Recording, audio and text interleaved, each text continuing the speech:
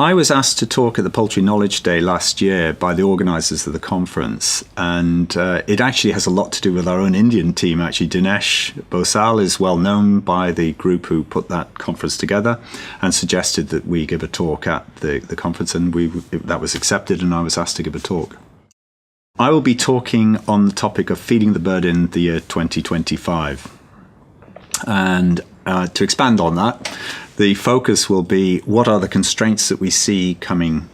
forwards in the next 8 years, and how do we think we should be trying to address those constraints, specifically things like limited raw material supply, so corn and soy might not be as available as we think they should be, as they are today. Restrictions on the use of antibiotic growth promoters will become more and more tight, and as a result, how do we feed the bird properly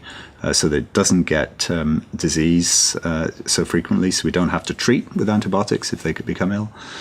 And also very, very much in the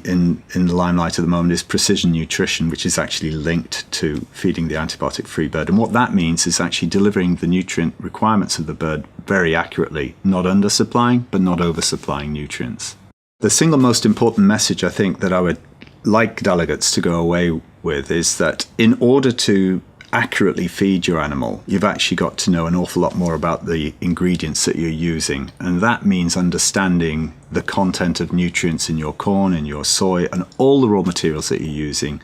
the calcium level of your diet, many, many other facets. That means a lot more analysis, and actually it enables us to suggest, for example, that they should be using near-infrared more frequently than they currently are, so that they can categorize and understand the kinds of raw materials that are going into their formulations, and as a result make much more accurate formulations, waste less resource, create fewer problems in the gut, and as a result be able to feed antibiotic-free with fewer problems.